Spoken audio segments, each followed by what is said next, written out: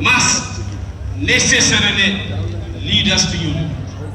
1949 में जब आजाद भारत के नए संविधान का स्वरूप तैयार किया, उसी समय भारतीय संविधान के जनक डॉक्टर भीमराव अंबेडकर ने ये आशंका जताई थी कि आगे चलकर तानाशाही भारतीय लोकतंत्र पर हावी हो सकती है। उन्होंने कहा, इस नवजात लोकतंत्र के लिए ये काफी संभव है कि ये अपने रूप को बनाए रखे, लेकिन वास्तव में तानाशाही को जगह दे। अगर कोई भारी जीत होती है तो दूसरी संभावना की वास्तविकता में बदलने का खतरा बहुत ज्यादा हो जाता है। धर्म में भक्ति आत्मा की मुक्ति का मार्ग हो सकती है, लेकिन राजनीति में भक्ति या नायक पूजा पतन और अंततः तानाशाही का एक निश्चित मार्ग है। उन्होंने नारा दिया कि शिक्षित बनो, संघर्ष करो, संगठित रहो। ये अम्बेडकर जी की जमीन है, संविधान की जमीन है और तिरंगे की जमीन है। ये जो तिरंगा है ये चिन्ह है और संविधान के बिना इस तिरंगे का कोई मतलब नहीं। अगर इसमें शक्ति है तो वो शक्ति हमारा कॉन्स्टिट्यूशन, हमारा संविधान देता है। मैंने अम्बेडकर जी की किताब पढ़ी है और उस किताब में मुझे इतना सा भी डर नहीं दिखा, इसलिए अम्बेडकर जी के दिल में नफरत नहीं थी। तो ये देश और इस देश के सारे धर्म से एक बात सिखाते हैं, डरो मत, और अगर डरोगे नहीं तो दिल में नफरत कभी पैदा नहीं हो सकती। ये मंत्र आज भी उतना ही प्रासंगिक है जितना उस समय था। 1929 को लाहौर अधिवेशन में जब जवाहरलाल नेहरू कांग्रेस अध्यक्ष बने, उन्होंने पूर्ण स्वराज प्रस्ताव पारित किया।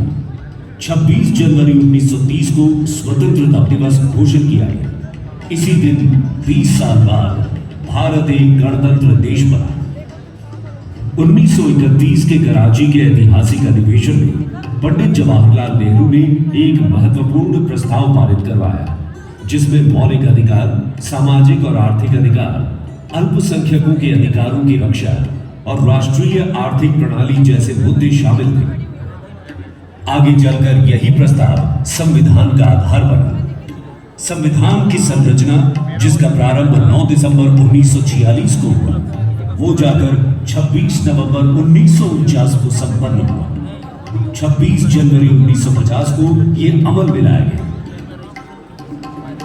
संविधान के मसौदे को पेश करते हुए बाबा साहेब ने कांग्रेस के योगदान की सराहना की। उन्होंने कहा, ये कांग्रेस पार्टी के कारण ही है कि मसौदा समिति ने प्रत्येक अनुच्छेद और प्रत्येक संशोधन के महत्व को समझते हुए इस संविधान का संचालन किया।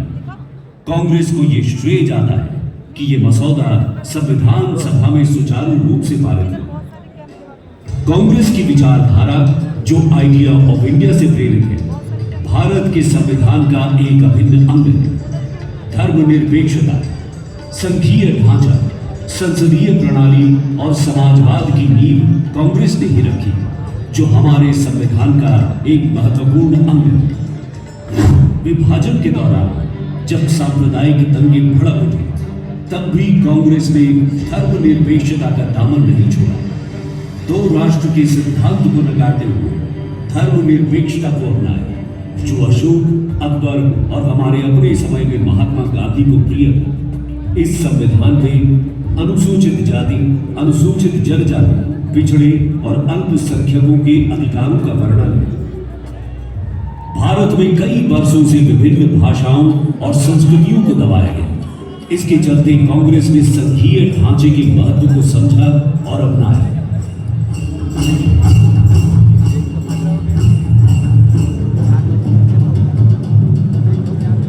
बाबा साहेब अम्बेडकर की बहुजन विचारधारा को आधार बनाकर कांग्रेस ने कई योजनाओं का अनावरण किया। 1871 में ब्रिटिश सरकार ने घुमंतू और अर्धघुमंतू जनजाति के खिलाफ आपराधिक जनजाति अधिनियम को लागू किया। इस काले कानून की परवाह न करते हुए इन्होंने स्वतंत्रता संग्राम में अमूल्य योगदान दिया।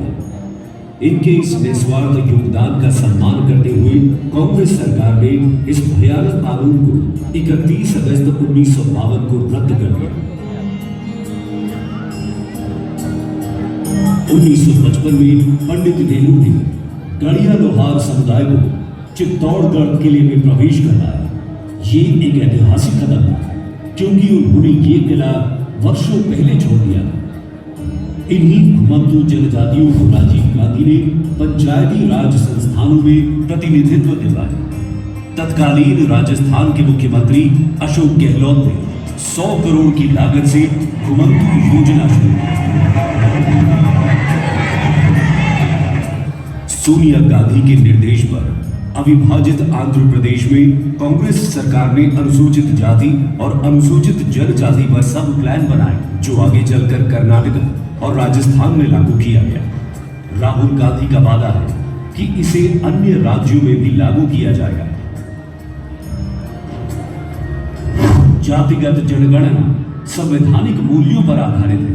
इससे हमें सभी जातियों और जनजातियों के आंकड़े उपलब्ध होंगे, जिसके आधार पर न सिर्फ नीतियां और योजनाएं बनाई जाएंगी, बल्कि सर्वोच्च न्यायालय के द्वारा 50% की सीमा को हटाते हुए आरक्षण भी बढ़ाया जाएगा।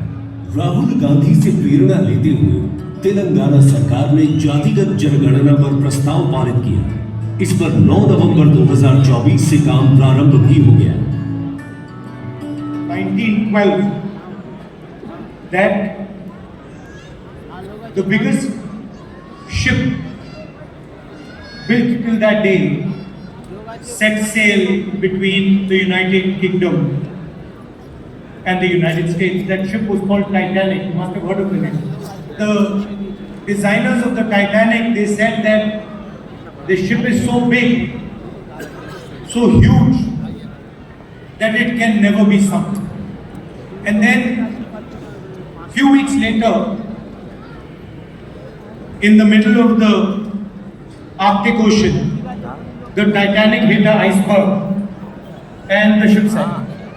And the interesting thing was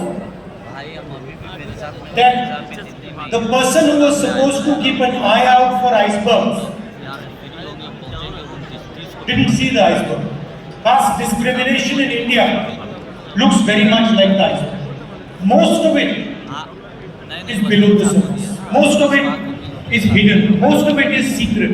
I have many friends who belong to the upper caste who tell me, I have never felt caste discrimination.